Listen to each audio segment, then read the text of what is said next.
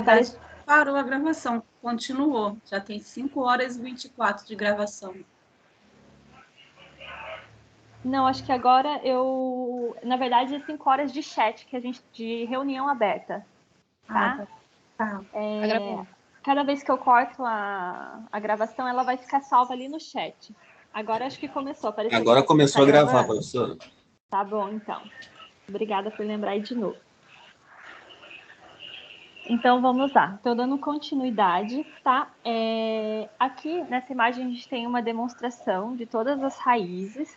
Só que, não sei se vocês viram, eu deixei para vocês um quadrinho em branco, que é esse daqui. Certo? Vocês conseguem ver aí? Apareceu para vocês? Esse quadrinho em branco? Sim. Tá. Eu coloquei esse quadrinho em branco justamente para vocês poderem, quem conseguiu imprimir o material, tá? Poderem ir fazendo, acompanhando e fazendo toda a parte do plexo, tá? Para a gente poder ir entendendo. E quem não imprimiu, se pegar uma folha aí, sulfite qualquer, e ir desenhando, vai ficar mais fácil para a gente compreender, tá? A gente vai falar um pouquinho da saída dele, do trajeto que ele faz e para onde que ele vai. Toda a parte que ele é responsável em estar inervando. Ok? Então, começando aqui, vou começar aqui só numerando as vértebras para a gente saber as saídas de cada nervo. Então, a gente vai ter a quinta, quarta, terceira, segunda, primeira e 12ª. Todos me escutando bem? Sim. Agora sim. Ok. Aqui eu estava escutando alguém e do nada ficou bem silencioso aqui para mim. Aí eu fiquei na dúvida. Vamos lá. Quais são os ramos que fazem parte do plexo lombar? Alguém poderia me ajudar nessa parte? Alguém se arrisca? Começando aqui, da parte mais superior.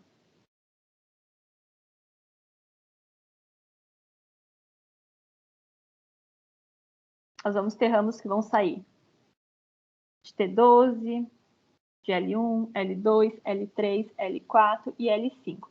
Saindo ali de T12 e L1, quem que a gente pode ter? A gente falou desse nervo lá atrás. Até correlacionando com o caso de um paciente. Ó, saindo aqui do plexo lombar, inicialmente, nós vamos ter, saindo da raiz de T12 e L1, 2 nervos, tá? T12, ele vai contribuir, tá? A raiz principal vai ser L1. A gente vai ter o nervo, que é o ilho hipogástrico, e o nervo, que é o ilho inguinal. O nervo ilho hipogástrico. Eu vou voltar sempre um pouquinho a tela para a gente poder visualizar. O nervo ilho hipogástrico é este nervo aqui, ó. Ok? Ó. Saindo lá de T12L1. Quando ele sai lá pelo forame de conjugação, ele vai emergir, tá? Lateralmente ao músculo psoas. Vai passar lateralmente aqui a crista ilíaca entre 2 músculos, que vai ser o músculo transverso e o músculo oblíquo. E ele vai ter uma divisão logo aqui embaixo, tá? Que vai ser a divisão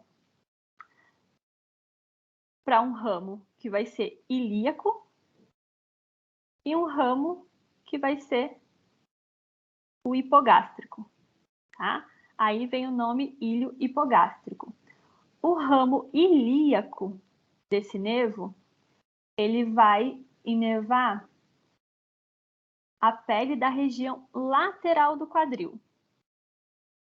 E o ramo hipogástrico vai inervar a região anterolateral da região aqui do abdômen. Uma inervação sensitiva. Ok, vamos lá.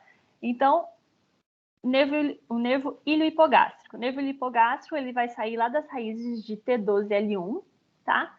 Vai percorrer lateralmente ao meu músculo psoas, crista ilíaca. Chegando aqui mais embaixo, ele vai se dividir em ramo ilíaco, para inervar a parte lateral aqui do meu quadril, e um ramo hipogástrico. Lembra quando a gente falou lá das cicatrizes? Aquela região da pele? Vai inervar a região anterolateral do abdômen. Entendido? Sim. Então, saindo de T12L1, a gente tem o ramo iliohipogástrico e também o ramo ilioinguinal. O ramo ilioinguinal, ele vai seguir o mesmo trajeto, tá? Porém, nos homens, ele vai seguir um caminho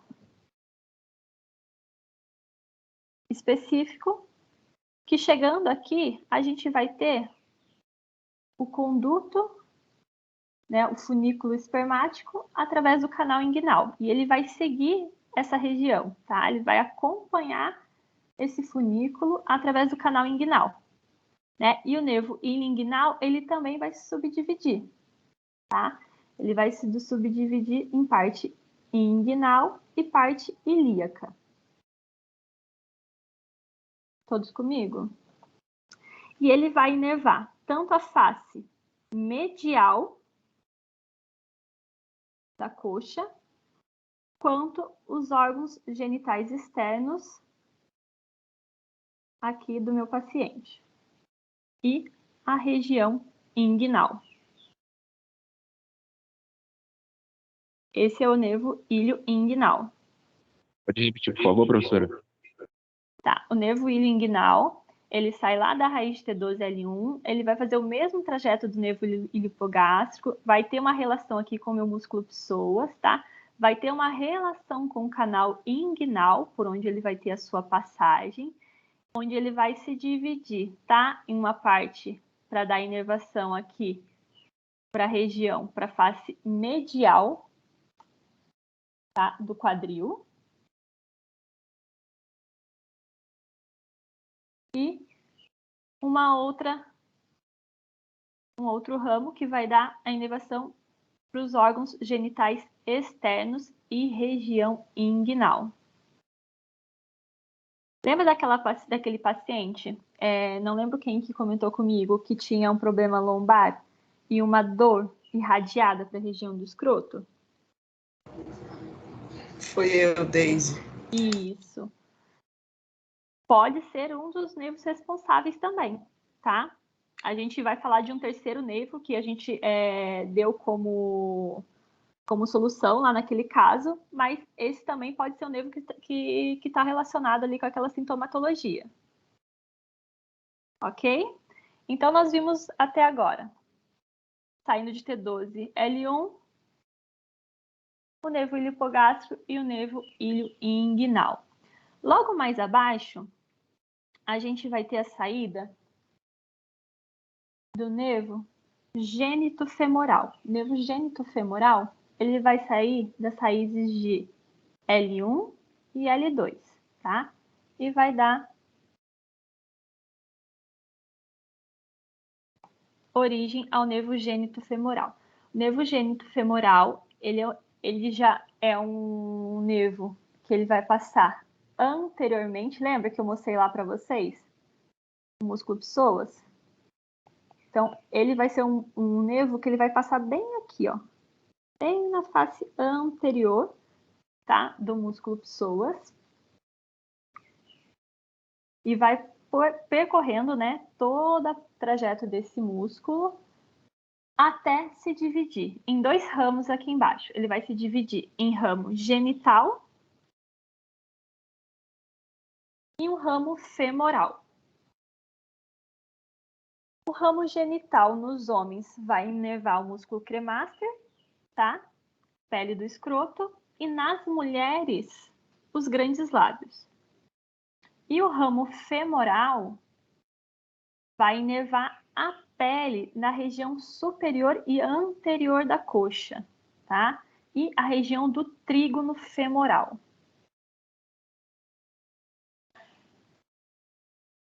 Tudo bem até aí? O trígono femoral, só para vocês saberem, ele é formado pelo ligamento inguinal, tá? A parte superior dele pelo ligamento inguinal, a parte medial dele pelo adutor e a parte lateral dele pelo sartório, tá? E nesse trígono aqui, a gente vai ter a passagem de estruturas importantes, tá? Que a gente vai falar mais à frente também. Que é? Desculpa, é trígono?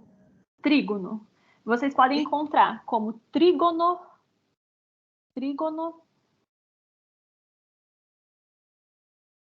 tá? Como também triângulo de Scarpa. Scarpa assim, ó.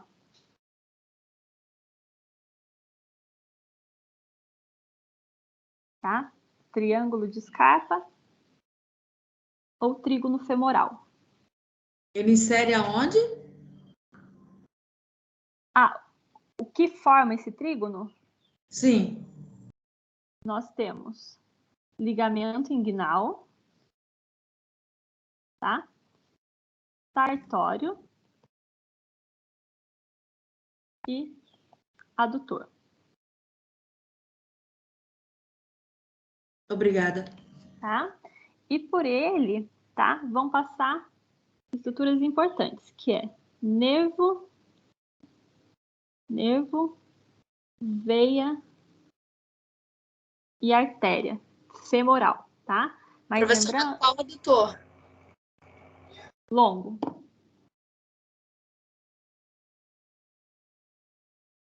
Tá?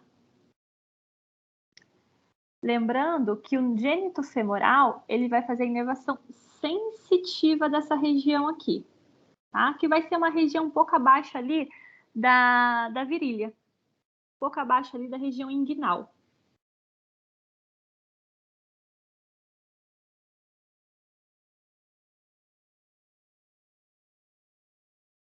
Conseguiram pegar mais ou menos?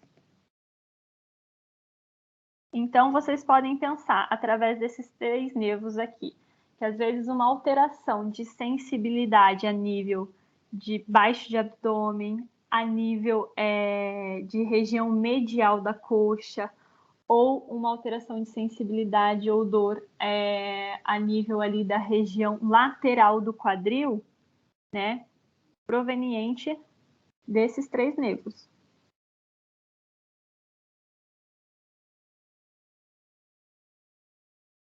Podemos continuar acompanhando? Ficou alguma dúvida até aí desses 3? Posso seguir? Pode. Ok.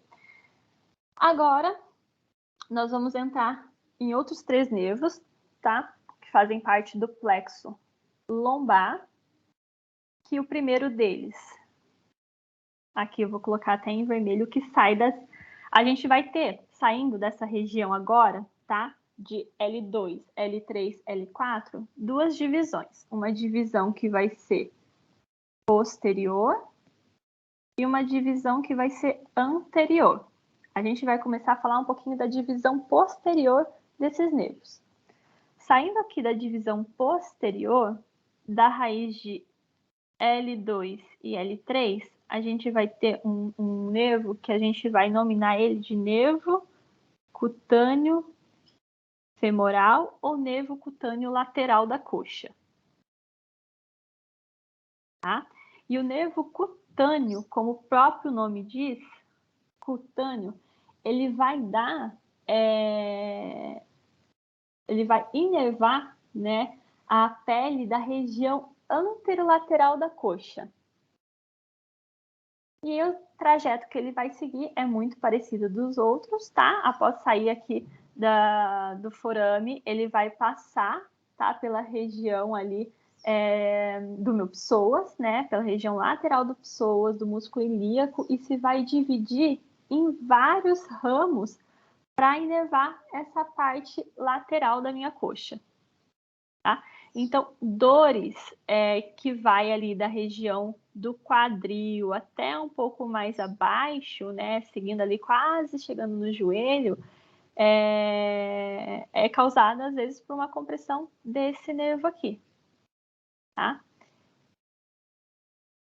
Quem aí já pegou no consultório um paciente que foi no médico com queixa de dor no quadril, né? E o médico, sem pedir exames, só pela queixa do paciente, falou que ele tinha uma bursite. Eu. E aí... Oi? Quem aí já tentou tratar uma bursite e essa bursite não melhorava? Muitas vezes o paciente vem para a gente com um diagnóstico de bursite ou tendinite na região do quadril só pela queixa dele. Eu tenho uma região aqui no quadril. E aí, quando a gente vai atender esse paciente, a gente vai fazer os testes ali de ilíaco, né, de sacro ilíaco, de compressão, às vezes no Patrick Faber, para ver se tem alguma dor anterior no quadril, e esses testes dão todos negativos, né? A gente pode pensar em uma alteração dessas raízes, tanto do gênito femoral como do cutâneo lateral, porque ambos vão dar inervação para a região lateral do meu quadril.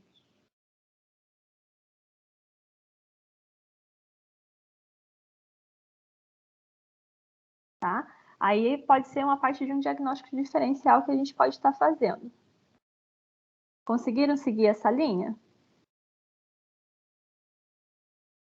Às vezes uma dor no quadril sendo causada por uma irritação nervosa a nível de L2, L3. É L2, L3 que pode acontecer essa bursite? Isso, que pode acontecer essa bursite. Entendi. Tá? É uma falsa, né? A gente não pode falar bursite, né? Ele não vai causar a bursite. Ele vai causar uma dor na região que vai fazer com que a gente confunda, tá? Sim, tá. Então, fazendo parte da divisão posterior aí, a gente já falou do nervo cutâneo femoral, tá?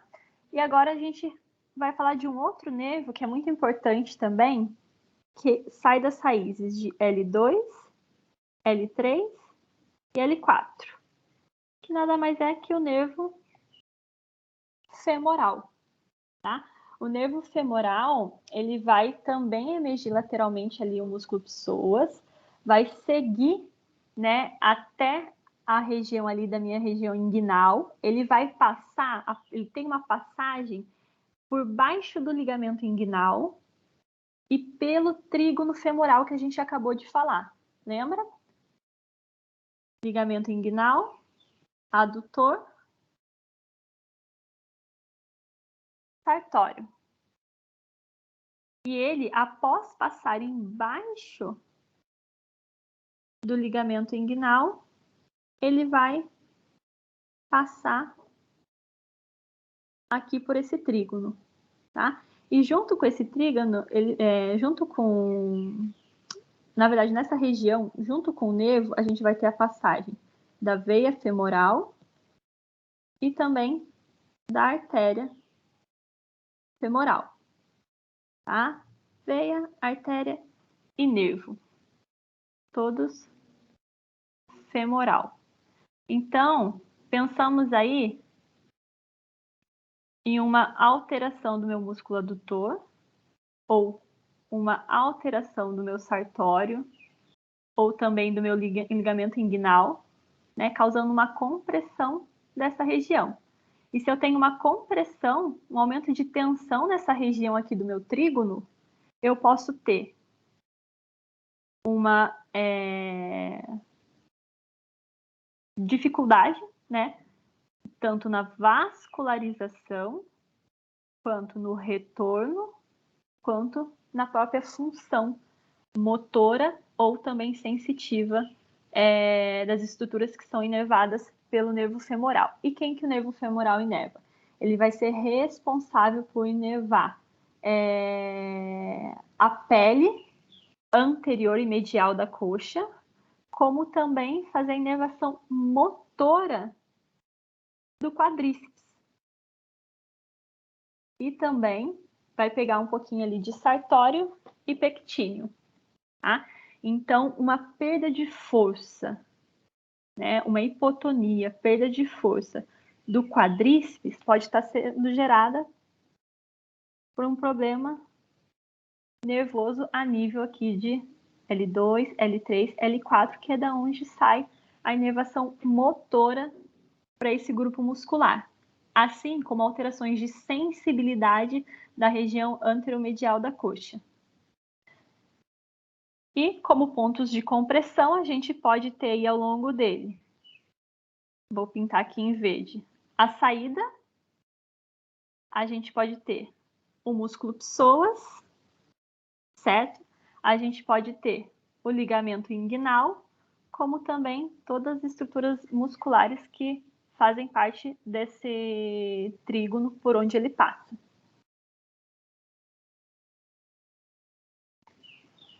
Ficou claro o nervo femoral e a correlação dele que a gente pode fazer com a clínica? Professora, Oi. você tinha falado que nos ramos L2 e L3 tem divisão posterior e divisão anterior, correto? Isso, aham. Divisão posterior é o nervo cutâneo femoral. Esses dois. Por enquanto, a gente está falando só da divisão posterior. O nervo tá. cutâneo femoral faz parte da divisão posterior, assim como o nervo femoral, Tá tá? ótimo. Obrigada. Agora, a gente vai entrar na divisão anterior.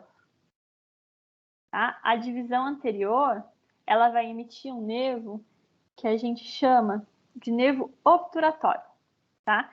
Que vai sair das raízes de L2, L3 e L4.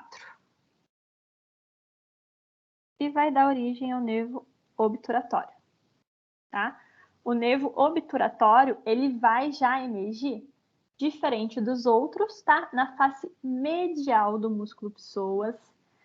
Ele vai descer através do canal obturatório, tá? O canal obturatório... Oi? Tá travando?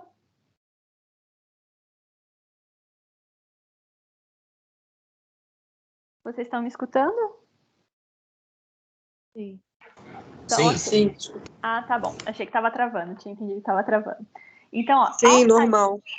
Ao sair das raízes de L2, L3, L4, ele vai passar pela face medial do psoas e vai ter uma entrada ali pelo canal obturatório. Repete, por favor, e mais devagar. Ah, tá, desculpa. Vou repetir de novo, tá? Então, vamos lá, L2, L3, L4, ele passa pelo nervo obturatório pela face medial do ilho psoas, certo? Isso, o nervo obturatório, ele vai passar pela face medial do músculo psoas e vai ter a sua entrada. Eu mudei a imagem, mudou para vocês aí a imagem ou não? Não. Tá, vou tentar mudar de novo aqui. Agora sim. Foi, né? Ele vai ter a passagem dele por aqui, ó. Ah, tá. Que pode ser também um ponto de compressão aí da raiz desse nervo, tá? O nervo obturatório, quando ele desce através desse canal obturatório, ele vai emitir duas divisões, tá? Uma divisão que vai ser posterior e uma divisão que vai ser anterior. O ramo anterior, ele vai ser motor e sensitivo, tá? Ele vai ser motor para os músculos adutores, adutor longo, curto, pectíneo e o grácil, e o ramo sensitivo para articulação do quadril, que também pode aí vir com os diagnósticos errôneos de bursite, tá? Ele também pode ter essa correlação. Professor, Oi. você está falando do nervo obturatório? O nervo obturatório, aham. Tá, você falou que ele divide novamente em anterior e posterior, é isso? Isso, ó, vamos voltar falando aí nele um das pouquinho. raízes. Isso. Ó, ele vai sair aqui, nervo obturatório, tá? Das raízes. Deixa eu ver se eu acho ele aqui na imagem. Aqui, ó. Esse aqui, ó. Ele vai sair das raízes de L2, L3 e L4, tá? L2, L3, L4. Saindo ali das raízes de L2, L3 e L4, ele vai ter sua passagem pela face medial do psoas, vai descer até o canal obturatório, que é aqui, tá? Esse aqui é o canal obturatório. E ele vai se dividir em ramo posterior e ramo anterior, certo? O ramo anterior vai inervar a musculatura adutora. Adutor longo, curto, pectíneo, grácil. E o ramo posterior, ele vai inervar o obturator interno e o obturador externo. Correto? O ramo anterior dele também vai inervar a região do quadril. Aqui da minha articulação do quadril, tá? E é onde a gente pode ter lá a dor na região e vir com o diagnóstico errôneo de bursite pra gente.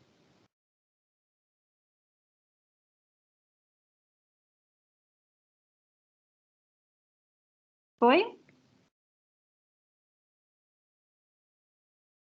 Conseguiram pegar mais ou menos o gênito femoral? Sim. Ótimo. O gênito femoral não, perdão, o nervo obturatório. Então, esses foram os nervos que formam o plexo lombar. Aí a gente vai ter também uma contribuição ali de L4, L5, que vai formar o tronco sacral. E aí a gente já entra em outro assunto quando vocês tiverem a parte de sacro, tá? E quando vocês forem estudar, vocês pesquisarem, vocês podem encontrar como plexo lombosacral, tronco lombosacral.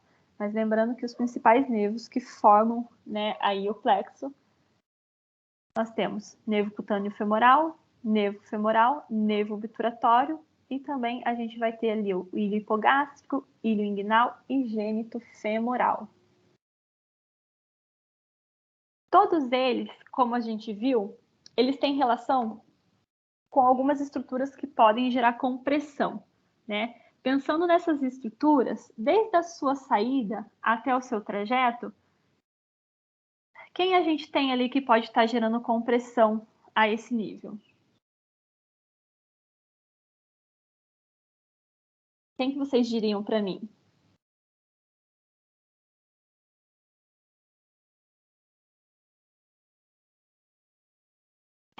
Como é que é? Fala de novo, por favor. Desde a saída desse nervo até o seu trajeto como um todo, né, quais estruturas importantes podem estar gerando compressão? Eu estou tentando voltar a imagem aqui para vocês, mas ele chega aqui, vamos ver se já entra. Eu queria mostrar aquela imagem muscular. A gente pode ter uma compressão só a nível do forame? Aqui, essa imagem que eu queria. A gente pode ter mais alguma compressão? Ó, a primeira parte de compressão que a gente pode ter é aqui, correto? Forame, conjugado. Sim. Isso. Aonde mais esse nervo pode estar comprimindo? Todos eles pelo psoas, em direções diferentes. Isso. Todos eles através do psoas. Porque todos eles têm uma relação aqui com a face do psoas. Então, pode ser um ponto de compressão, uma contratura, um aumento de tensão dessa musculatura, uma alteração das minhas vértebras lombares, alterando o meu psoas e comprimindo parte desse plexo. Ou uma alteração aqui do meu quadril, né? Digamos aqui uma rotação interna do meu quadril, ou uma extensão, gerando uma tensão do meu psoas e podendo comprimir alguma parte desses nervos. Eu tenho aí várias possibilidades.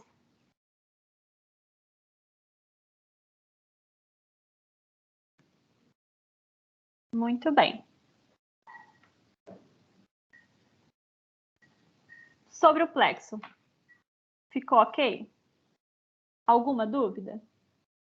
Para a gente poder seguir?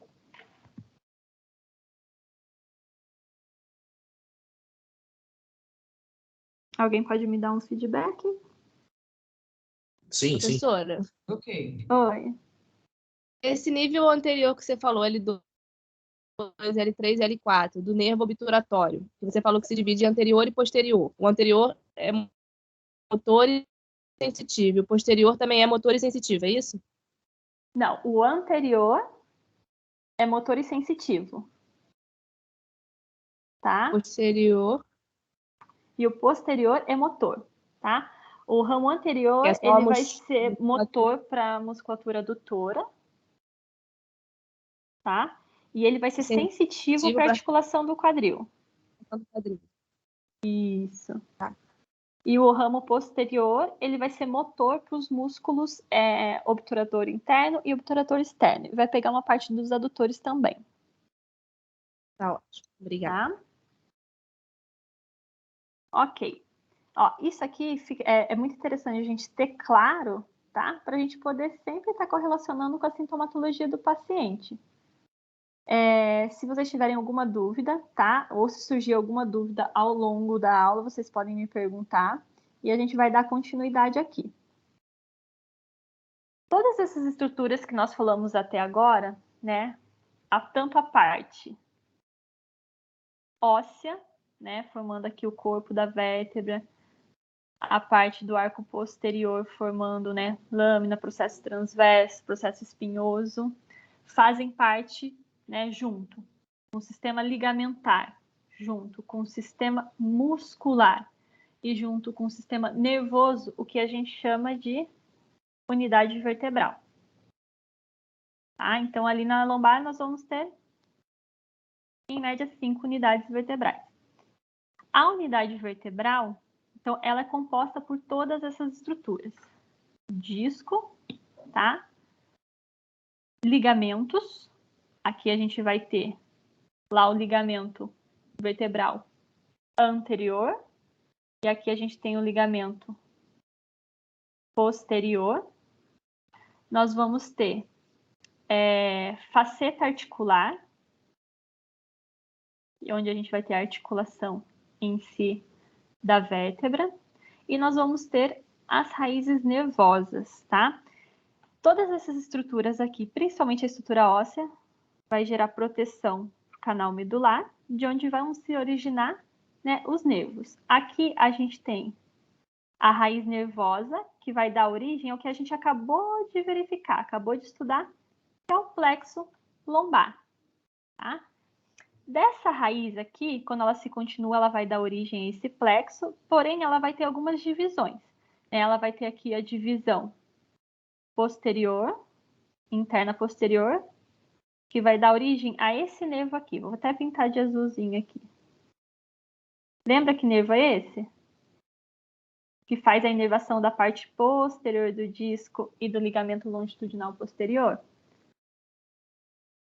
Espinhal. Nervo sinus vertebral de Lusca. Esse aqui, ó. Que vai ser responsável por toda essa parte sensitiva dessa região posterior do disco. Tá?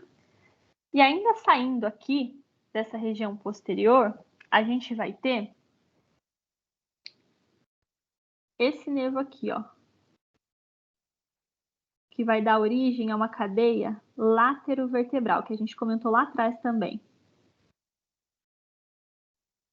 que vai emitir ramos viscerais simpáticos. Tá? E esse gânglio aqui, laterovertebral, ele vai estar localizado à frente do meu processo transverso. Então, algumas disfunções em rotações podem gerar tensões faciais e acometer essa estrutura aqui. Tá? E depois a gente vai ter, saindo daqui, em amarelinho mesmo, ramos motores e ramos sensitivos. Professora, você pode repetir para mim, por favor, a explicação anterior? Sobre quem? Sobre o ramo visceral simpático. Ah, sim, aqui, né? A gente vai ter, então, uma rama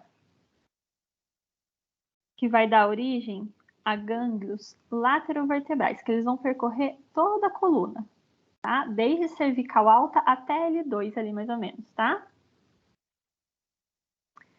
Dessa região aqui vão sair nervos que vão ser responsáveis por inervar algumas vísceras, tá? Daqui sai a inervação simpática das vísceras.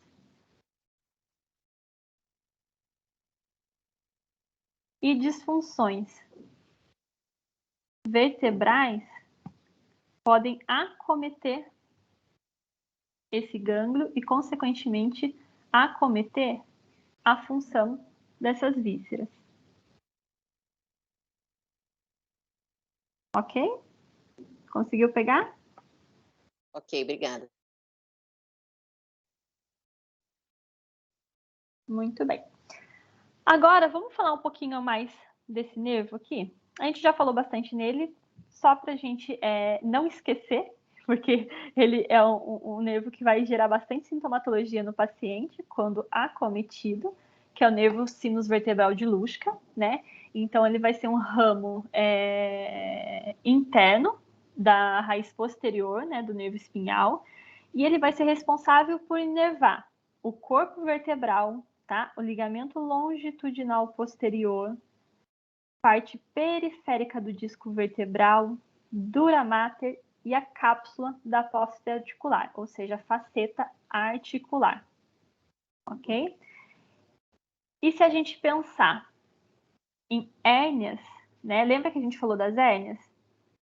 Se elas forem medianas, ela vai acometer o nervo. Se elas forem posterolateral, ela pode acometer esse nervo, tá? E se elas forem foraminais, também pode ser que acometa, tá?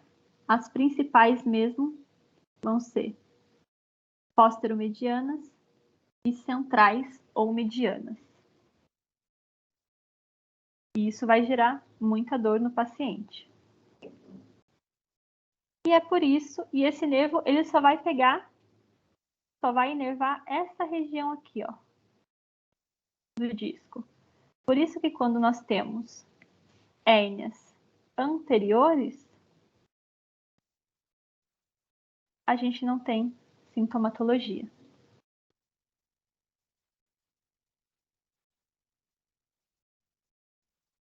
Seguimos?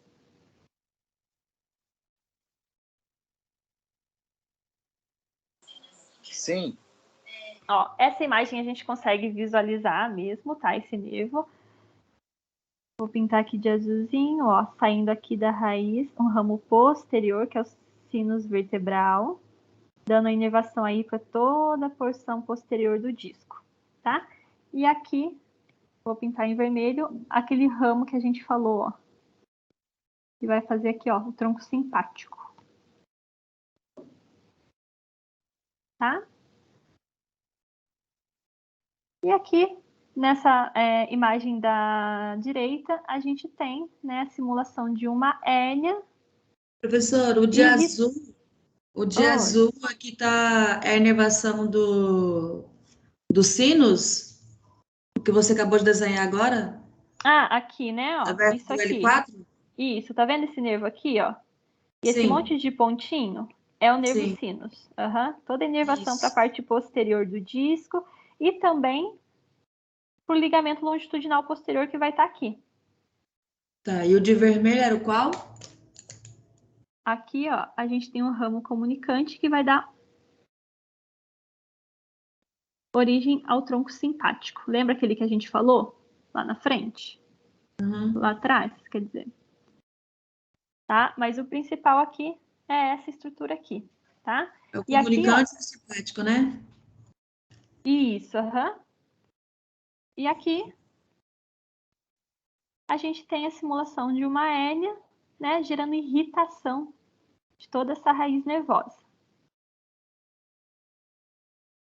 Por isso, algumas hérnias causam tanta dor e outras não. Se ela fosse uma hérnia que ela estivesse localizada, mas, por exemplo, uma hérnia externa à raiz, aqui, ela já não está pegando tanto o nervo. Então, a sintomatologia dela vai ser diferente de uma hérnia que vai estar acometendo essa região nervosa.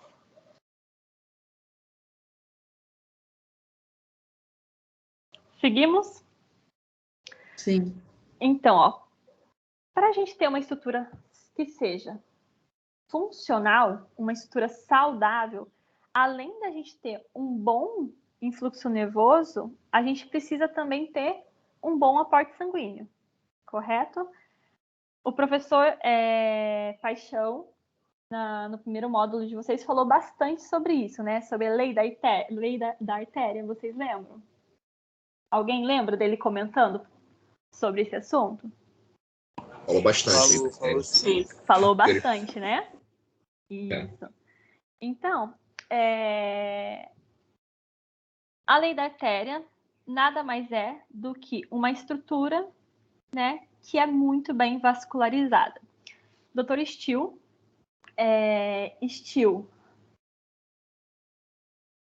ele foi quem desenvolveu, né, e fundou a osteopatia, e ele já dizia que qualquer tecido só pode funcionar adequadamente se ele estiver bem vascularizado, tá?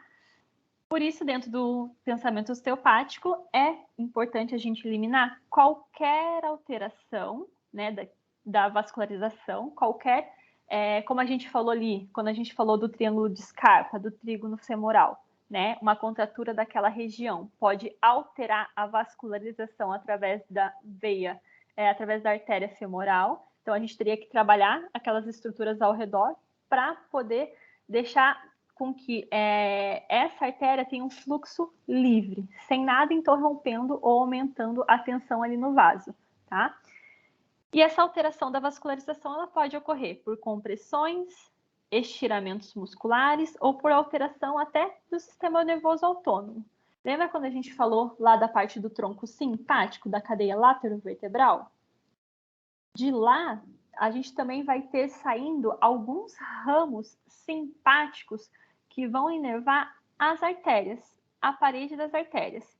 E uma alteração, né, a função do sistema simpático sobre a artéria é gerar uma vasoconstrição. Então, uma irritação a esse nível, né, alterando o sistema simpático, pode diminuir o calibre do vaso por uma vasoconstrição. Tá? Então, às vezes, uma alteração, por exemplo, a nível da coluna lombar, vai alterar os gânglios que saem daquela região e, consequentemente, alterar o calibre, né? a inervação simpática desses vasos e alterar o calibre e, consequentemente, diminuir, né, o suprimento sanguíneo para as estruturas daquela região.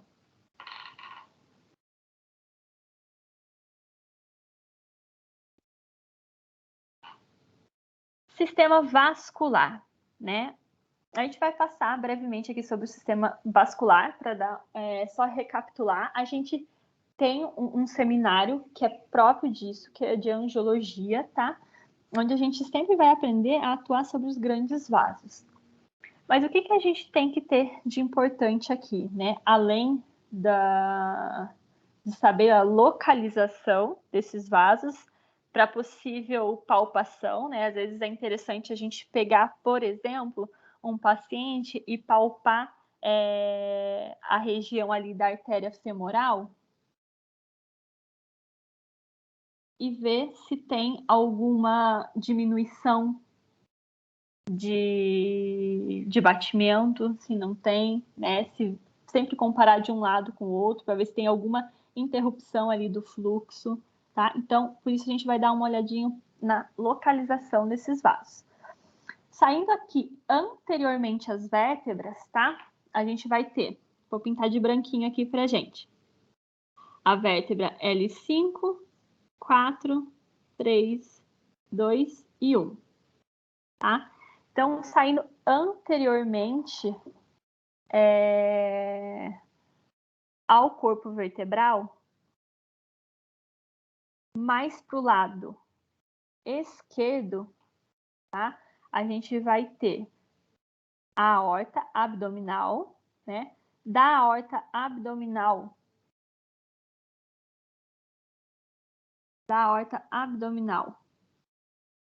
nós vamos ter a sua divisão na altura de L4, tá? Em ilíaca comum. A ilíaca comum vai se dividir em ilíaca interna e ilíaca externa, tá?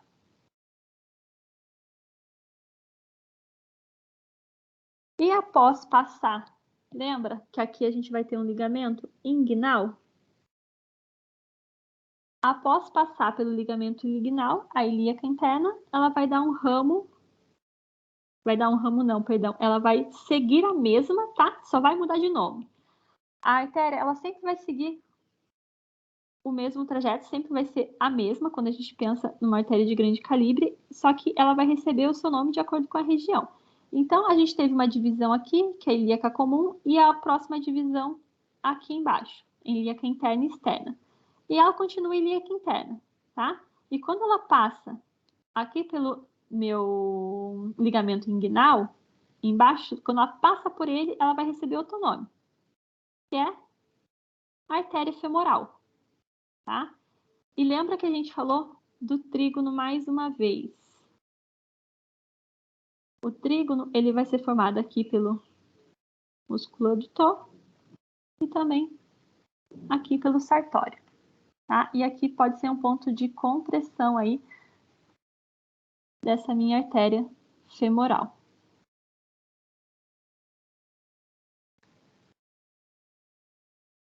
Tudo bem até aí? Simples, né? Vou voltar aqui um pouquinho, vou apagar. Mais para frente eu vou ter uma outra imagem, mas que a gente vai conseguir ver melhor. Estão enxergando a minha ponteirinha aqui?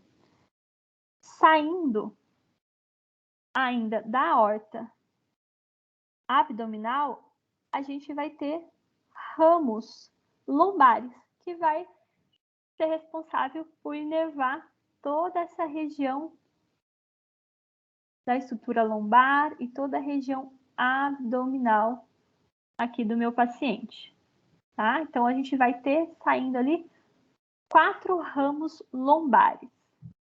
Então, qualquer interrupção, né, do fluxo sanguíneo nessa região aqui vai alterar as estruturas que são irrigadas por ele.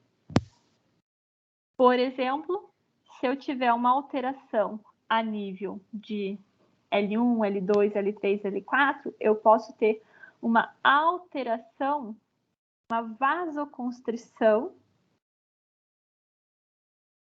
das minhas artérias lombares e vou ter um aporte sanguíneo defeituoso ali para as estruturas que fazem parte da unidade vertebral, tá? Os músculos dessa região, ligamentos, disco, osso, tá? Vísceras na parte anterior.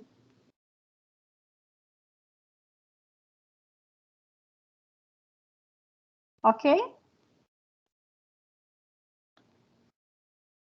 Seguindo ainda, agora a gente tem o sistema venoso. O sistema venoso, ele vai ser formado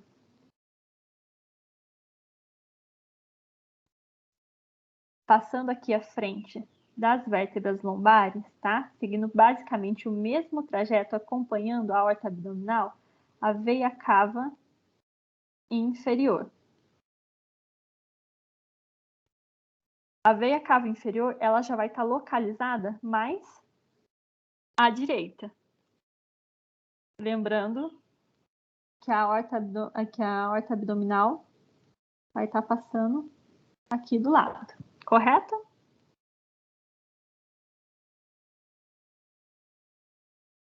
A minha veia cava inferior, ela vai se dividir também na mesma altura ali de L4, tá?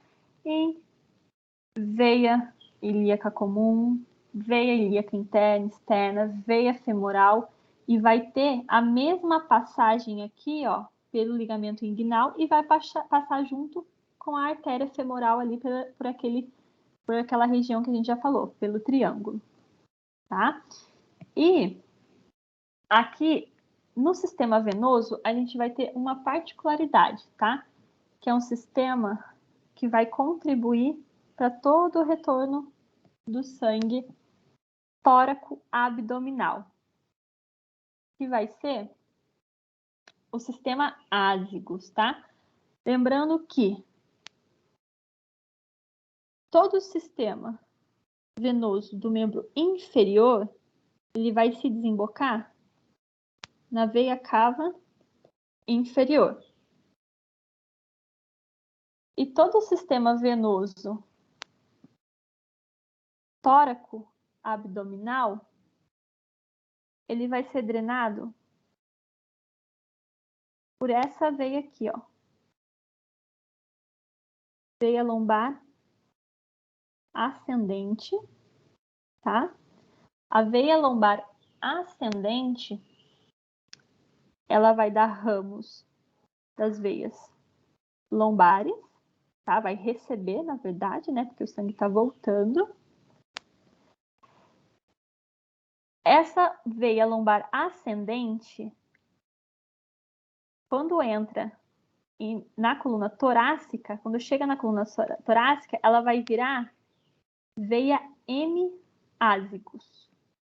Essa veia hemiásicos, ela vai ter uma relação com a veia cava superior, tá? Ela vai atravessar aqui, ó. Vai virar veia... Oi. Pode escrever o nome dessa veia? Ah, sim.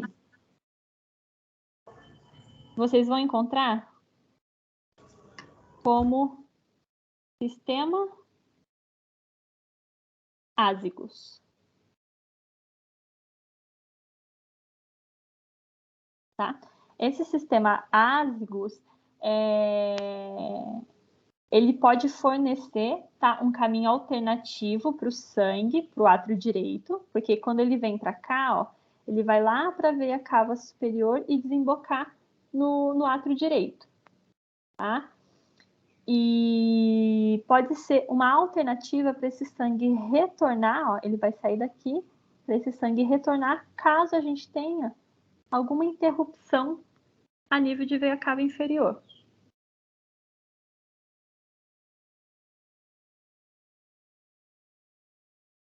Todos comigo? Sim.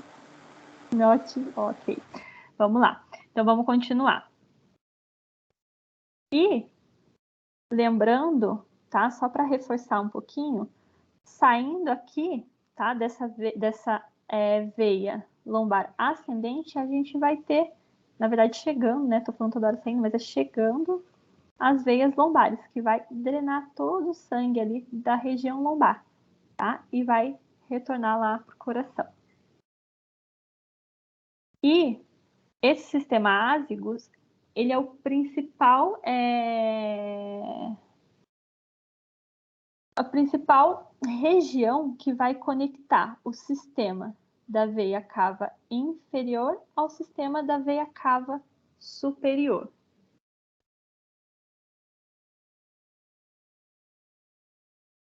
Ó, a próxima imagem a gente vai conseguir ver agora de forma mais particular, tá? O sistema arterial e venoso da região lombar, tá? Vamos aqui voltar um pouquinho para o sistema arterial da região lombar. Então, nós temos a aorta abdominal, tá? A aorta abdominal. E da aorta abdominal, nós vemos aqui, ó, a saída. Estão vendo? Das vértebras lombares, né, que vai ser responsável por irrigar todas essas estruturas deste nível, tá? A gente tem no trajeto, né, da aorta abdominal, a sua passagem lá pelo pilar do diafragma. Lembra que quando a gente estava vendo o diafragma, sistema muscular, a gente falou um pouquinho desses pilares? Nós temos aqui o pilar direito do diafragma e o pilar esquerdo do diafragma. E a aorta passando anteriormente às vértebras e por trás dessas fibras musculares. O que pode caracterizar aqui também um ponto que pode perturbar, né, um ponto de compressão, um ponto que pode perturbar aí a vascularização das estruturas abaixo desse nível, como, por exemplo, esses segmentos vertebrais, alterar a vascularização do meu membro inferior. E aqui do lado esquerdo, a gente tem a veia cava inferior. Lembra? Da veia cava inferior, a gente tem que lembrar que o sangue vai estar indo nessa direção. E aqui, a esse nível aqui, ele vai passar, também lembra quando a gente viu o diafragma, que tinha um orifício, que dava passagem para a veia cava inferior? Lá pelo centro tendíneo? Uma alteração ali do meu diafragma, podendo gerar também um aumento de tensão e contribuir por uma dificuldade do retorno venoso. De todo o membro inferior, principalmente. Porque é por ele que todo o sangue, né, lá dos meus membros inferiores, vão chegar de volta lá ao meu coração. Ok? E aqui do lado, a gente tem as veias. Lembrando que as veias lombares, tá? Elas vão se desembocar, ó, elas passam por trás da veia cava, tá? Elas vão se desembocar na veia lombar ascendente, que quando ela chega lá na altura de T12 mais ou menos, ela vai virar o que a gente chama de veia hemiásicos. E ela vai subir como veia hemiásicos, vai chegar a um ponto que ela vai subir, vai trocar de ladinho e vai virar ásicos, para desembocar na veia cava. Na veia cava superior. Tá? E estruturas ao redor, né, estruturas dessa região que estejam em disfunção, que possam comprimir, vão alterar todo o retorno venoso e podendo causar uma congestão a esse nível. Né? A nível, na verdade, abdominal, a nível de membros inferiores.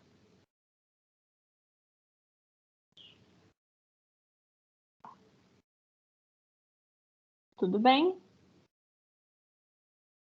E agora, alguma dúvida do sistema vasculonervoso, de uma forma geral?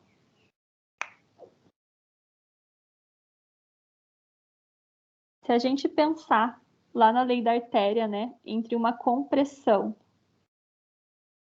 a este nível aqui, os meus membros inferiores vão estar recebendo suprimento sanguíneo adequado? Por exemplo, a artéria femoral, que vai inervar o músculo femoral, o quadríceps em si, ele vai estar sendo bem vascularizado? Não, vai estar hipovascularizado. Isso. E aí o meu músculo ele não vai funcionar de forma adequada. Não vai conseguir exercer a sua função de forma adequada. Né? Então, a gente tem que pensar também não só na parte vascular, mas também não só na parte nervosa, mas também na parte vascular. Ok? Muito bem. Alguma dúvida, pessoal? Sistema vasculo-nervoso? Não. Alguma observação.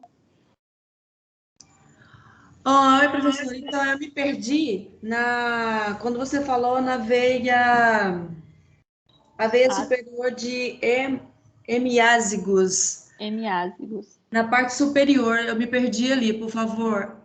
Ah, Você tá. pode repetir? Sim. Deixa eu Obrigada. voltar aqui. Ó, a gente vai ter aqui, ó.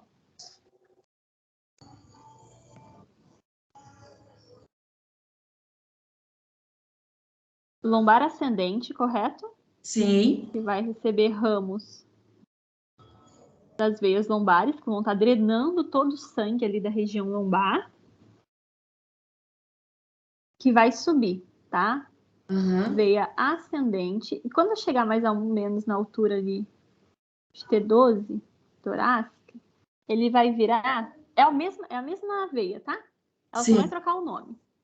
Ela vai virar hemiázigos, Ah, tá. tá? Da hemiázigos, ela vai dar origem a... Aqui não tá aparecendo, mas se vocês procurarem depois no livro de anatomia, tem o Gray, que ele tem essa imagem bem legalzinha. Ele vai virar a veia ázigos. E a veia ázigos, ela vai... É sempre a mesma, tá? Vai desembocar na veia cava. Então, ela fica abaixo da veia frênica inferior?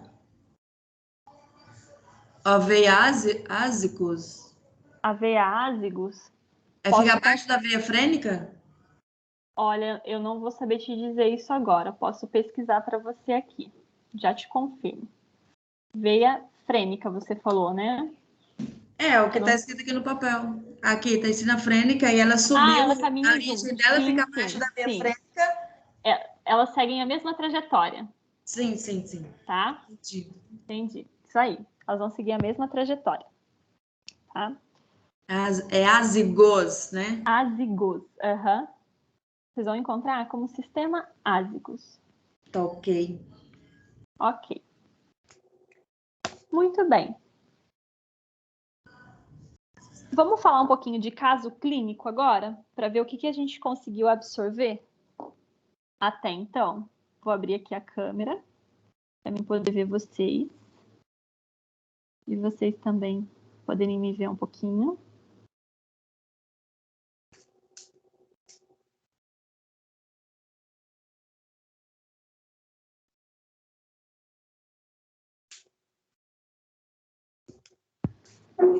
Muito bem.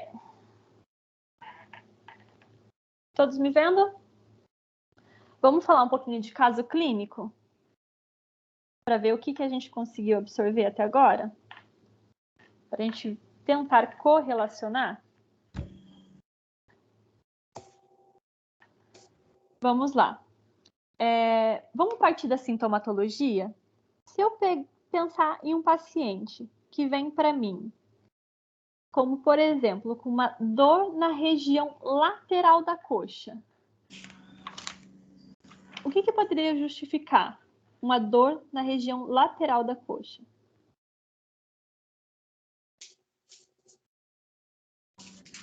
Cutâneo lateral. Cutâneo lateral, poderia ser uma justificativa. E tem a sua saída lá em L2, L3, correto?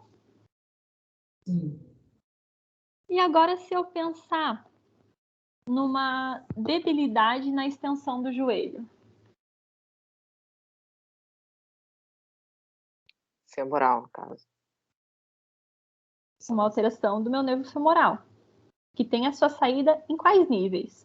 Lombares. Se a gente pensar que a gente tem que tratar essa debilidade de extensão de joelho. L2, L3, L4. L2, L3, L4. Muito bem. E se eu tiver uma hipoestesia na região anterior da coxa? Uma diminuição de sensibilidade também na região anterior da coxa. Pode ser obturador, né? Ramo femoral do nervo femoral. O nervo femoral. O nervo femoral também ele dá essa inervação sensitiva para a região anterior da coxa. E um espasmo do músculo psoas?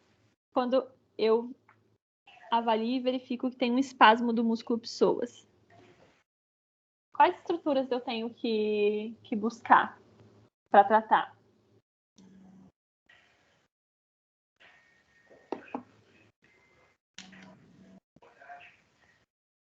Pode repetir?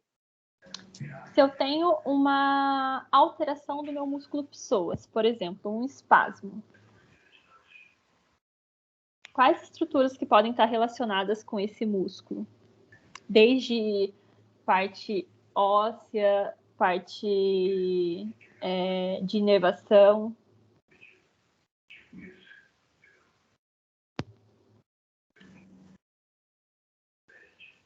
A nível de vértebra, todas elas e o plexo lombar.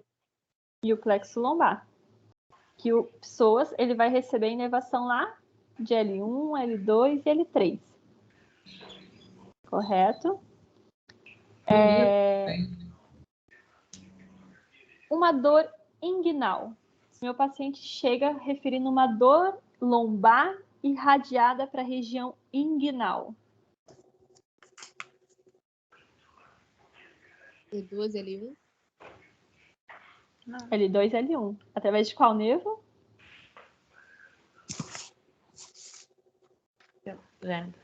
Gênito femoral. Gênito femoral. Muito bem. Alguém conseguiu correlacionar alguma sintomatologia de algum paciente aí? E querer dividir com a gente?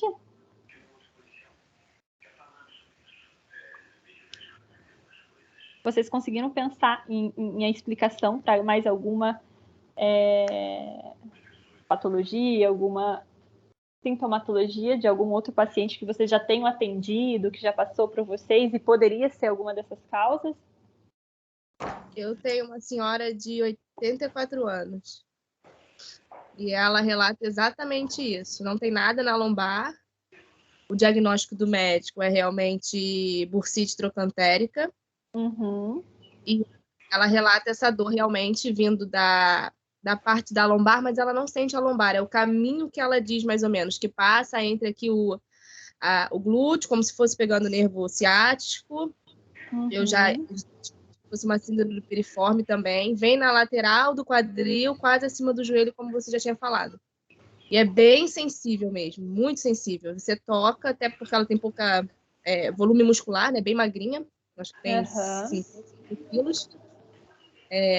Então, ela tem essa dor já há muito tempo. Quando ela fazia pilates comigo, melhorava bastante. Mas agora porque ela liberava, não faz às vezes, a musculatura por onde ele passava, né? Exatamente. Porque não é só o alongamento, era também o fortalecimento em si, né? Sim. Isso aí. Geralmente essas dores irradiadas, né? Essas dores que têm um trajeto maior, não que não signifique que o meu paciente não vai ter uma bursite. Pode ser que ele tenha sim, tá? Mas pode ser que não. Né? Pode ser que a causa daquela dor dele ali na região do quadril tenha uma origem distinta, tá? E cabe a nós, durante a nossa avaliação, a gente definir aí o que está acontecendo. Alguma outra sintomatologia que vem à cabeça de vocês?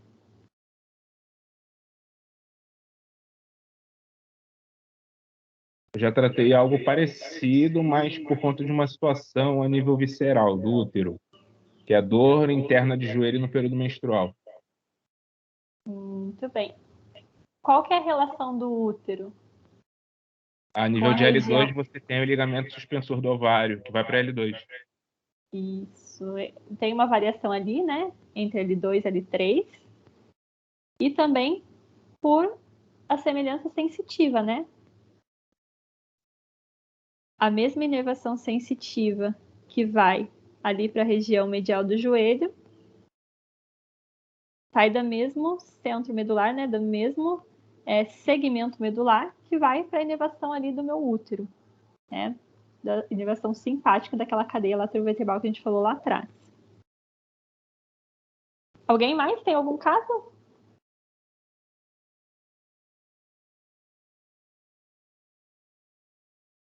De algum paciente com dor lombar? Eu tratei de uma paciente que ela tinha um período menstrual também, igual um colega falou, muita dor lombar. A gente Muita dor tratou lombar. isso, né? Isso. E por que às vezes a paciente em si, né, tem muita dor lombar no período menstrual, além dessa causa que nosso colega já falou aí atrás? Qual a outra relação? Ligamento sacro-uterino? Ligamento sacro-uterino. É um ligamento sacro-uterino gerando uma tensão a nível ali do meu sacro, podendo repercutir sobre a minha coluna lombar. Acho que alguém falou alguma coisa no chat. Deixa eu ver aqui. Alguma dúvida do que já foi falado, pessoal? Para a gente poder entrar agora na parte de biomecânica?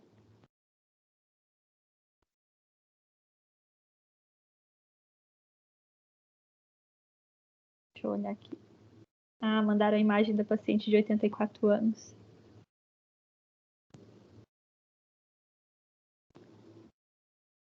É que tem uma coluna bem bonitinha para uma paciente de 84 anos, né, Fernanda? Já vi algumas imagens bem piores do que essa, em pacientes muito mais jovens. Muito bem. Continuamos, seguimos.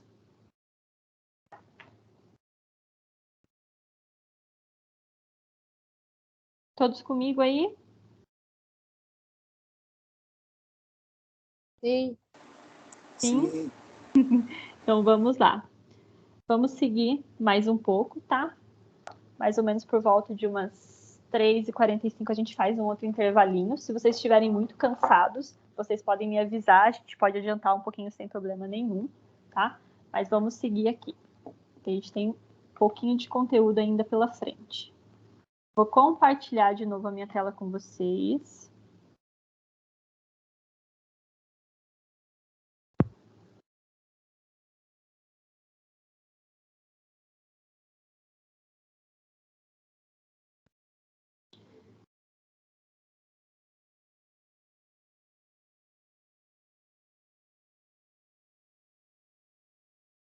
Todos vendo? Consegui compartilhar com vocês? Sim, aparece. Aparecendo, né? Eu acho que não está aparecendo para mim aqui. No meu celular. Pra mim mas não você... tá, não. Não? Não, pra mim não tá, não. Vamos ver agora. Não aparecendo, não.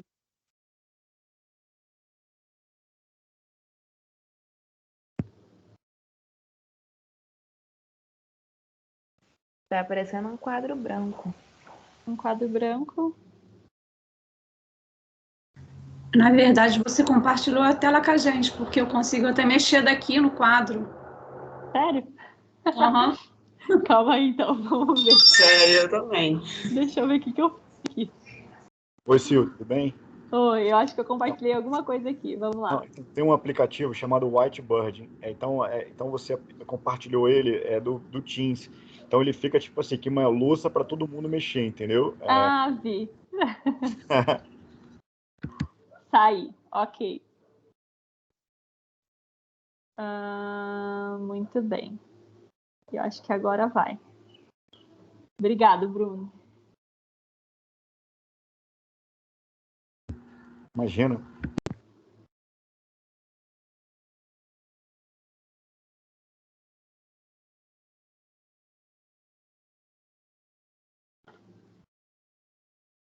Foi, né? Então agora a gente vai passar por uma parte que é responsável pelo estudo das articulações, tá? A gente vai falar um pouquinho agora de sistema articular. Então nós temos aqui formando, tá, uma articulação, né, uma junção intervertebral típica, algumas estruturas, que eu já comentei também lá atrás com vocês. Nós vamos ter uma vértebra se articulando com a outra vértebra subjacente, tá? A presença de um disco a articulação em si, né, que são a articulação apofisária ou facetária, onde vai acontecer o movimento, e os processos transversos e processos espinhosos, tá? Então, todas essas estruturas vão formar o que a gente chama de junção intervertebral típica, tá? E é onde vai acontecer todo o movimento da coluna vertebral.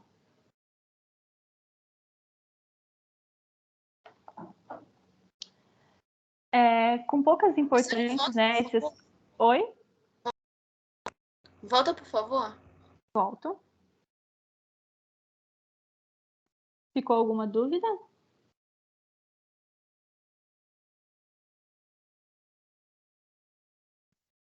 Aqui agora a gente vai falar, tá, um pouquinho de movimento geral da coluna.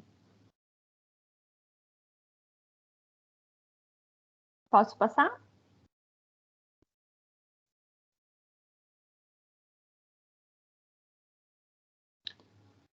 Vamos lá. Então, com poucas exceções, tá? O movimento dentro de qualquer articulação intervertebral, ele é relativamente pequeno, tá? Então, a gente está pensando agora no movimento de uma vértebra com relação à outra, tá? Lá quando a gente fala da junção intervertebral típica. E, entretanto, quando avaliamos, né, por toda a coluna vertebral, esses pequenos movimentos vão gerar movimentos consideravelmente maiores.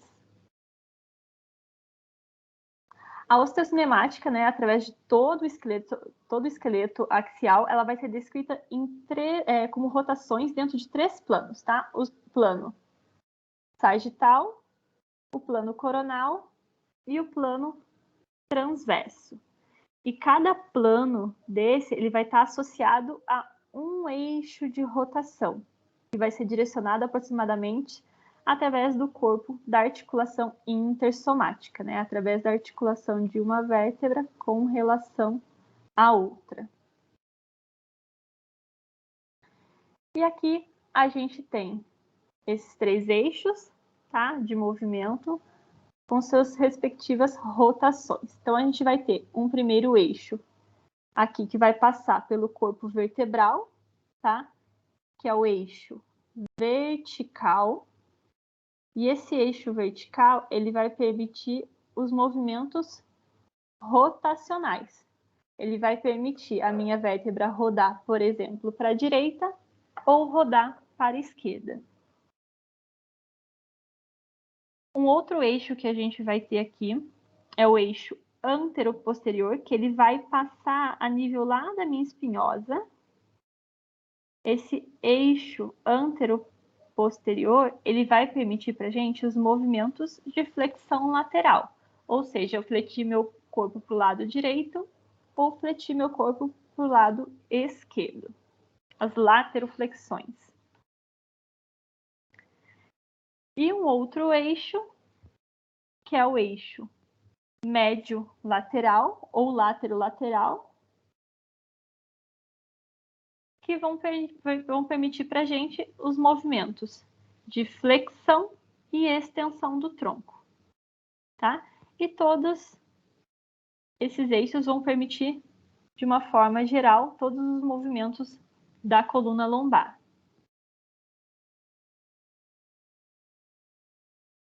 E qual é o arco de movimento, né, dentro desses 3 planos?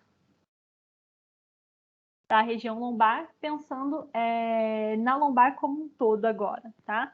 Então, lá no plano sagital, onde a gente vai ter os movimentos de flexão e extensão, a gente vai ter aproximadamente 40 a 50 graus de flexão, 15 a 20 graus de extensão e uma amplitude total variando aí de 55 e 70. E a gente sabe que isso aqui vai variar muito de pessoa para pessoa, tá? De acordo com sexo, idade e atividade que executa. Nós vamos ter no plano horizontal, né? Onde a gente vai permitir para a gente a rotação axial, né? O nosso corpo rodar para a direita ou para a esquerda, apenas 5 a 7 graus de movimento. Então, é um movimento relativamente pequeno quando comparado às flexos e extensões. E No plano frontal, que vai permitir os movimentos de flexão lateral, a gente tem apenas 20 graus de flexão lateral, tá? Ou lateroflexão.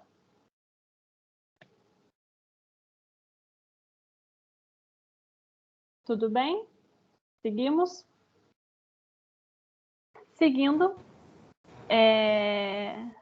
a artrocinética do movimento intervertebral, então, ela vai descrever o movimento relativo entre as superfícies das facetas articulares, ou seja, entre as apófises facetárias, tá? Onde a gente falou lá atrás a orientação dessas facetas que vai permitir determinados movimentos.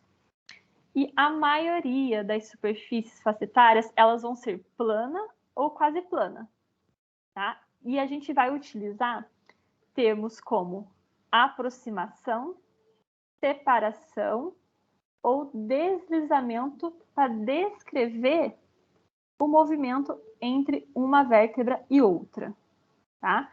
Nos termos como aproximação, vocês poderão escutar também a nomenclatura de imbricação, tá? No termo como separação, desimbricação e deslizamento é deslizamento mesmo. Tá? Só essa mudança aí que a gente pode encontrar também na nomenclatura. Aqui a gente tem um exemplo, tá? De um movimento de rotação da vértebra L2 sobre a vértebra L3. Nesse movimento de rotação da vértebra L2, aqui ó, a gente vai ter o lado direito e aqui a gente vai ter o lado esquerdo. Se a minha espinhosa está indo para a esquerda, isso caracteriza que meu corpo vertebral ele está girando para que lado? Direita. Para a direita. E o que está acontecendo com a minha faceta do lado direito? Abrindo, né? Se ela Então, ela está anteriorizando? Oi? A faceta direita, ela está anteriorizando? Ela está abrindo? Ela não Respondendo está sua anteriorizando. pergunta. Ela não está anteriorizando, ela está abrindo. Anteriorizando, eu falo assim, entendi. Ela vai estar abrindo. Entendi. Está em flexão. Isso. Não, aqui ela não está em flexão e extensão ainda. Tá? A gente está falando puramente de rotação.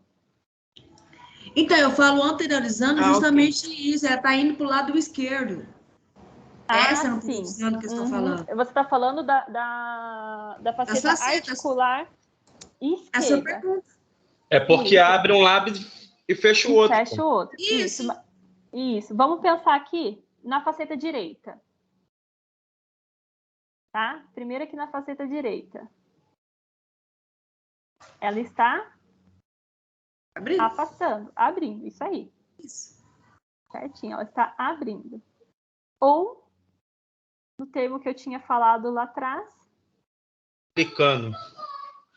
desimbricando. E, consequentemente, a faceta do lado esquerdo vai estar imbricando, né? Imbricando, vai estar fechando, né? E quando a gente tem um movimento de rotação da minha vértebra, a rotação sempre vai ser denominada para o lado que o corpo gira, tá? E aqui, nesse caso, o corpo está girando para a direita. O meu processo espinhoso está indo para a esquerda, correto? E o meu processo transverso do lado direito, ele está indo para onde? Para trás ou para frente? Para frente. Não, do lado da rotação. Para trás. Está vindo para trás. Para trás. Isso. Já o meu processo transverso esquerdo, ele está indo para frente. Tá? Aqui a gente está falando de uma rotação pura da vértebra lombar.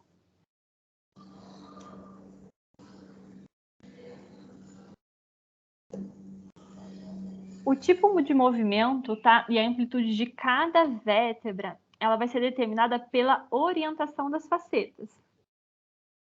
Lembra que eu demonstrei para vocês, ó, que lá a nível de L5, a gente tem uma orientação mais coronal. À medida que a gente vai subindo, essa orientação, ela vai ficando cada vez mais vertical.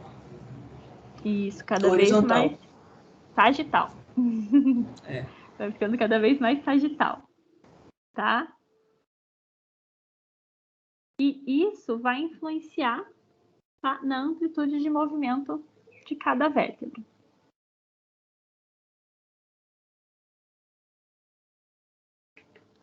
Muito bem. Falamos agora de uma forma geral, tá? E agora a gente vai entrar no movimento específico de cada vértebra, tá? Então a gente pode encontrar como movimento específico algumas posições, como posição neutra da vértebra. A vértebra pode estar em posição de flexão, em posição de extensão, em posição de rotação e lateroflexão, pensando em movimentos isolados, tá?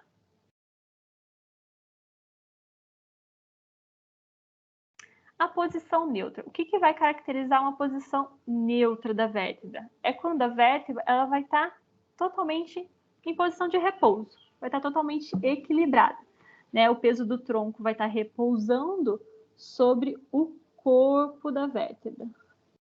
Não vai estar nem mais anterior à vértebra, mas também não vai estar lá mais posterior à vértebra. As apófises, né, articulares, né, ou as articulações, elas vão se movimentar em todas as direções de forma livre e vão estar em posição neutra, ou seja, um estado totalmente equilibrado da vértebra.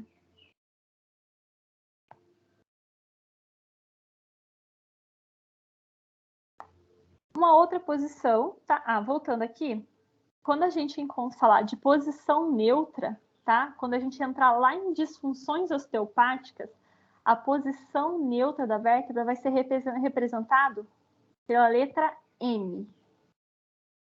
Vocês vão ver que cada posição vai ser demonstrada com uma letra diferente. Então, a gente tem a letra N, mostrando a posição neutra.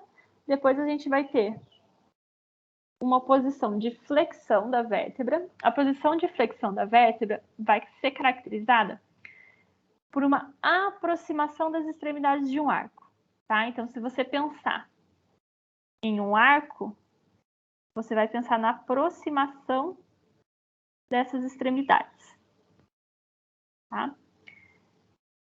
A flexão, quando a gente fala de flexão na coluna lombar, a gente vai estar pensando numa reversão ou uma inversão da lordose natural da coluna da região lombar, tá? Um exemplo. Durante a flexão de L2 sobre L3, né? Quando a gente tiver esse movimento de flexão da vértebra de L2, L3, a faceta articular inferior de L2 vai se deslizar superiormente e anteriormente. Alguém acabou de falar lá atrás que vai anterior. Não lembro quem comentou. Vai anteriormente em relação à faceta superior de L3. Vocês conseguem visualizar bem isso? Foi eu que falei, professora. Foi, né? Eu sou difícil para gravar nome, tá? Vocês me perdoem. Thelma, desculpa. Vocês conseguem visualizar bem o que Sim. acontece entre a vértebra L2 e L3 quando a gente fala de uma flexão? Sim. Ótimo. Então, a gente vai ter ali um movimento, né? Um deslizamento superior e anterior da vértebra. Durante o movimento de flexão, a gente vai ter uma transferência das forças de compressão, tá? Em direção aos discos e em direção ao corpo vertebral. Então, as forças vão estar concentradas nessa região da vértebra, tá? E quando a gente for pensar em disco, a gente vai ter um deslocamento do núcleo desse disco para trás. Ele vai posteriorizando. Isso, vai estar posteriorizando. E o que vai acontecer no arco posterior da vértebra no movimento de flexão? Né?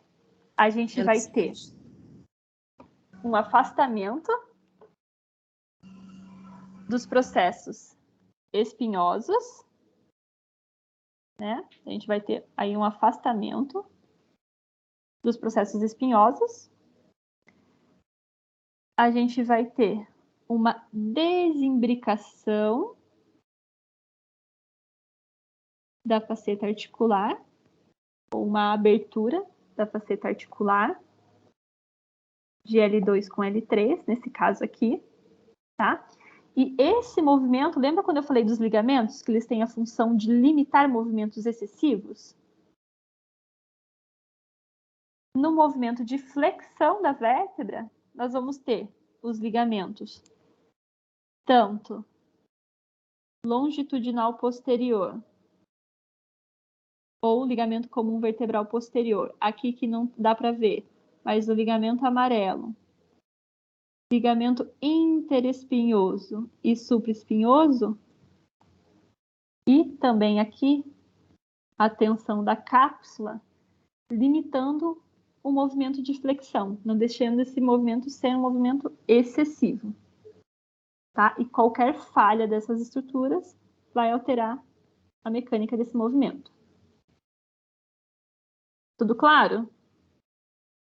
Com relação à flexão? Certo. No movimento de flexão também, a gente vai ter... Só um pouquinho aqui. No movimento de flexão, nós vamos ter uma abertura... Opa, deixa eu borrar tudo aqui. Uma abertura do forame de conjugação, tá? E essa abertura vai ser em aproximadamente 19%. Ok? Deixa eu só mexer aqui em uma coisinha antes de continuar para vocês.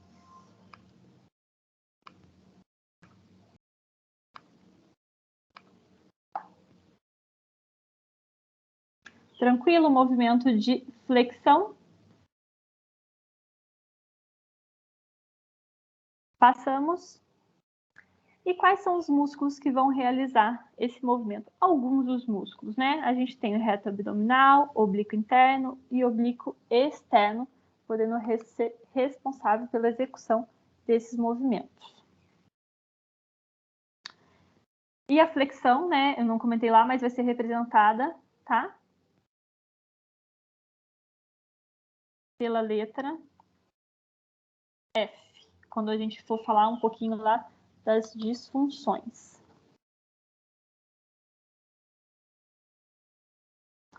Já o movimento de extensão, quando a gente falou do movimento de flexão, a gente falou da aproximação de um arco, né?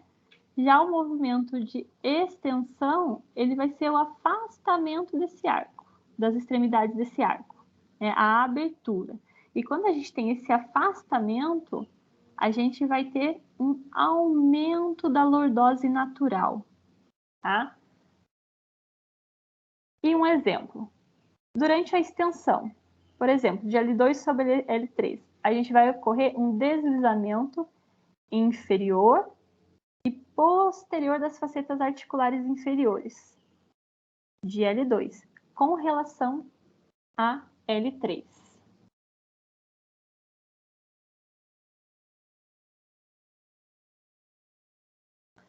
No movimento de extensão,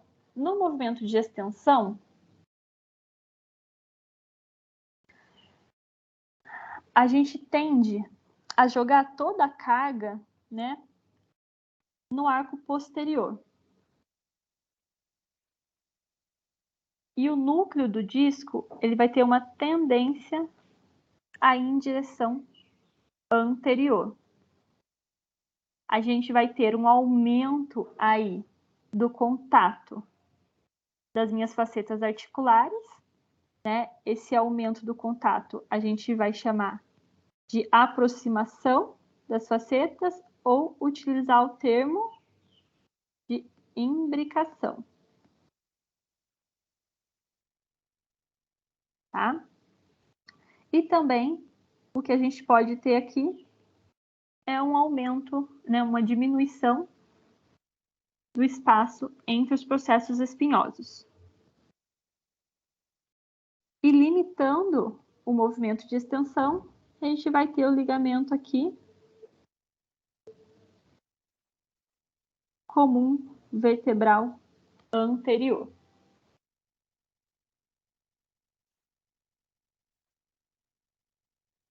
Tá? O movimento de extensão, ele vai ser realizado pelos ligamentos transverso espinhoso, interespinhoso, serrátil, latício, helicostal, todos aqueles músculos que nós falamos lá atrás, tá? Que vão ser responsáveis em realizar a extensão do tronco. E a extensão, quando a gente estiver falando de disfunções, ela vai ser representada pela letra E. E quando a gente tem, deixa eu voltar aqui um pouquinho, uma extensão, a gente vai ter, né, uma redução do diâmetro aqui em até 11%.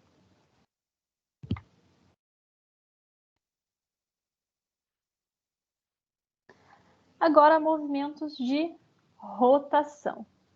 Então, o movimento de rotação, ele é um movimento que vai passar ao redor do eixo. Lembra que vai passar no centro da vértebra, né, que vai permitir para a gente os movimentos de rotação para a direita ou rotação para a esquerda, tá? E o movimento de rotação, que nesse exemplo aqui está para a direita, sempre vai estar sendo representado para onde o meu corpo vertebral vai estar olhando, vai estar sendo direcionado, tá? Um exemplo. Uma rotação axial entre L1 e L2. Imaginando que aqui nós temos a vértebra de L1 e aqui embaixo, mais roxinho escuro, a gente tem a vértebra de L2. Uma rotação para a direita vai ocorrer quando a faceta articular inferior esquerda de L1, essa daqui, ó, inferior esquerda de L1, se aproxima da faceta superior da vértebra esquerda de L2. Então, nessa região, a gente vai ter uma aproximação da faceta inferior de L1 com a faceta superior de L2. E, simultaneamente, né, ao mesmo tempo, a faceta articular inferior de L1 do lado direito, essa faceta aqui do lado direito, ela vai se afastar da faceta superior de L2.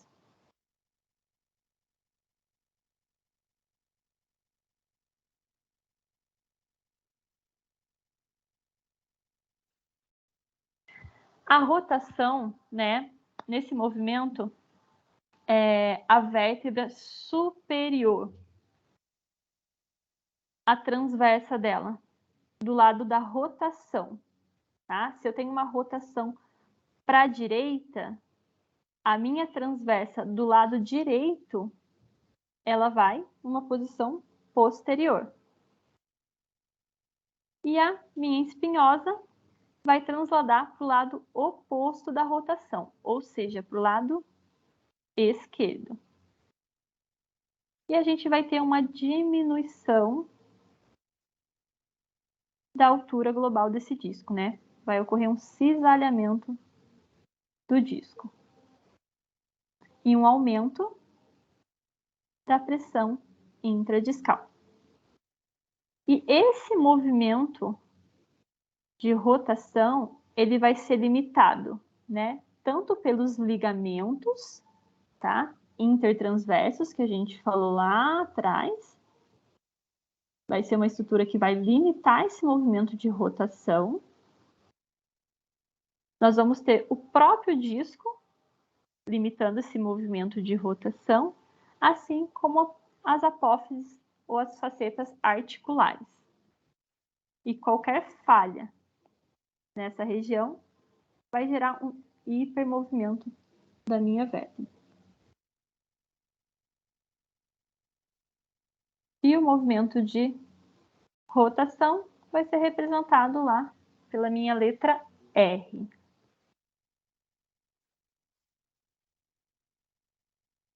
E agora o movimento de lateroflexão. Lateroflexão, já adiantando, vai ser a única letrinha diferente aí, né? Vai ser caracterizada pela letra S, por causa desse nome aqui, side bending,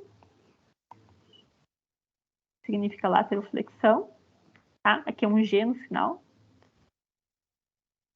A lateroflexão vai ser a posição da vértebra em uma flexão ou para a direita ou para a esquerda, partindo do eixo médio do corpo, né? E nesse movimento a vértebra vai se inclinar lateralmente. No movimento de flexão, o centro do movimento vai estar situado lá a nível da espinhosa. Lembra do eixo antero-posterior? Ele vai passar aqui, ó, bem no meio do corpo, até sair lá no centro da espinhosa. A apófise transversa, né, da vértebra, vamos usar o mesmo exemplo que a gente estava usando lá, L2 sobre L3, ou L1 sobre L2.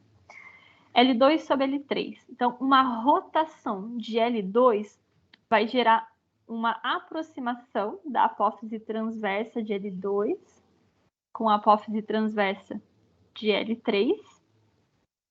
E do lado oposto, a gente vai ter um afastamento acompanhado de um aumento de tensão do meu ligamento interespinhoso. A faceta do lado da lateroflexão, ela vai se aproximar, tá? Nessa imagem a gente não consegue ver, mas ela vai se aproximar, e o lado oposto, ela vai afastar, tá? Então, do lado da lateroflexão, se aqui eu tenho uma lateroflexão, aqui a gente está vendo uma pessoa de frente, tá? Uma vértebra de frente. Então, eu tenho aqui o lado direito e eu tenho o lado esquerdo. Aqui eu tenho uma lateroflexão para a direita. Então, a minha faceta do lado direito vai se aproximar, vai estar imbricada. E a do lado esquerdo, a gente vai ter uma separação ou desimbricação.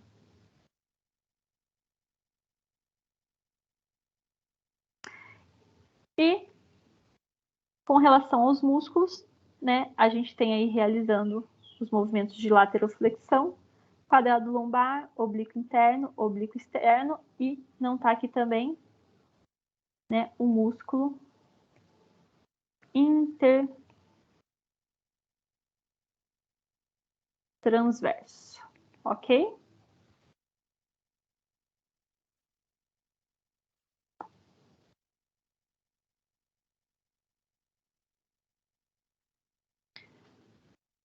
Só que até agora nós falamos só de movimentos isolados, né? E a gente sabe que na coluna dificilmente a gente tem, né, um movimento isolado. Os movimentos, eles sempre vão acontecer de forma conjugada, tá? Toda vez que a minha coluna, né, ela realizar um movimento, por exemplo, de lateroflexão, tá? Um movimento de lateroflexão, automaticamente as minhas vértebras, elas vão realizar uma rotação. Só que esses movimentos vão acontecer para lados opostos. Por exemplo, uma inclinação para o lado direito vai gerar uma rotação vertebral para o lado esquerdo. E isso vai ocorrer pelos mecanismos discal e também por tensão dos ligamentos, tá? Aqui nós estamos falando de uma rotação automática num movimento de lateroflexão numa posição neutra, tá? Sem nenhum componente de extensão e nenhum componente de flexão. Em qual patologia da coluna a gente pode encontrar esse movimento aqui da coluna lombar fixado? Escoliose. Escoliose. E qual músculo também pode gerar esse movimento que a gente falou lá atrás? Pessoas. Isso, lembra? Ó, aqui nessa primeira imagem, vértebra L1, 2, 3, 4, 5 e meu músculo psoas. Uma contração dele vai fazer uma lateroflexão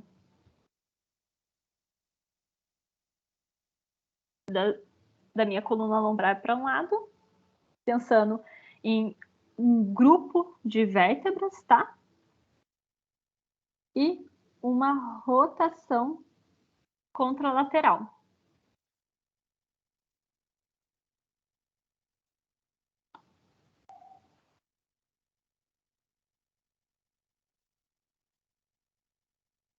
Então, a mobilidade, né, articular da coluna lombar, ela pode acontecer através de movimentos simples, tá? Que são os movimentos de flexão, extensão, lateroflexão e rotação, e também através de movimentos compostos, tá? Quando a gente pensar em movimentos compostos, a gente vai ter alguns movimentos acontecendo de forma simultânea. Nós podemos ter uma extensão acompanhado de uma rotação e uma lateroflexão, como, por exemplo, em que atitude do dia a dia a gente pode ter esse movimento aqui da coluna lombar?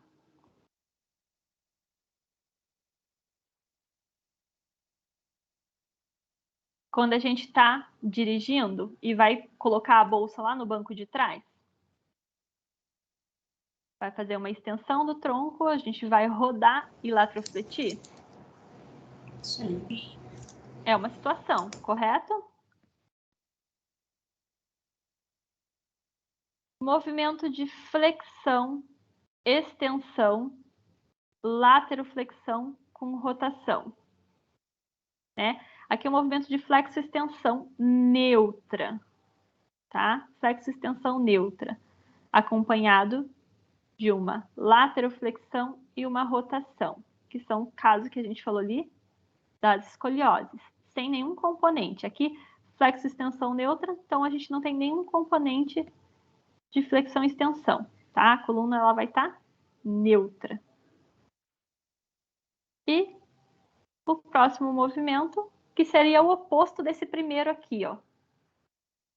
Que é como se eu fosse pegar alguma coisa no chão, né? E vou pegar alguma coisa no chão com o meu braço direito, e esse objeto está mais localizado ali do lado esquerdo. E eu vou fazer uma flexão extrema, uma rotação e uma lateroflexão. Certo? Então, dentro da mobilidade articular e também da lesão osteopática, a gente pode ter este conjunto de movimentos. Silviane. Sim. Só para fixar aqui o quadro 2, tá? Flexão, extensão, neutra, na verdade, não deveria estar escrito flexão e extensão. Só neutro, lateroflexão e rotação, é isso? Você está falando esse quadrinho aqui? Isso. Isso. Aqui a gente chama de flexo-extensão neutra, mas é uma posição neutra. Você pode até riscar isso aqui. É uma posição neutra, tá? Perfeito. Significa que não está nem em flexão nem em extensão. Ok, tá? perfeito. E aqui, quando a gente for falar de lesões osteopáticas, a gente vai estar falando desse tipo de movimento aqui. Tá? Dos movimentos compostos, onde nesse primeiro quadrinho aqui, de extensão e lateroflexão, a gente vai encontrar lesões que nós vamos chamar de lesões em ERS, que ela vai estar em estado de extensão, em estado de rotação, em estado de lateroflexão. Nesse quadrinho de baixo, a única diferença vai ser que a minha vértebra vai estar em estado de flexão, rotação e lateroflexão. E no quadrinho do meio, a minha vértebra vai estar em estado de NRS. Posição neutra, apenas rodada, apenas com componente de rotação e um componente de lateroflexão.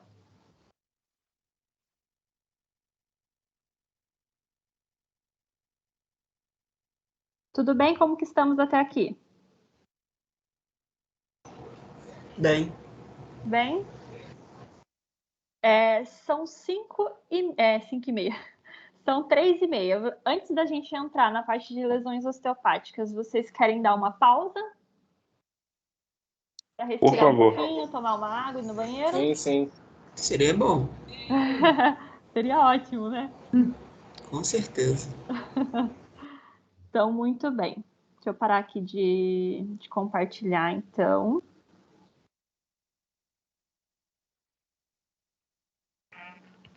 Então, vamos lá. Ó, agora são 3:28, voltamos 3:45.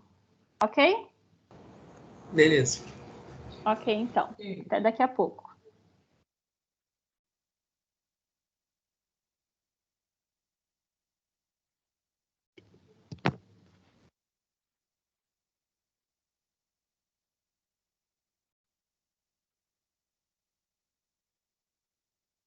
Professor, acho que a câmera do computador ainda está ligada.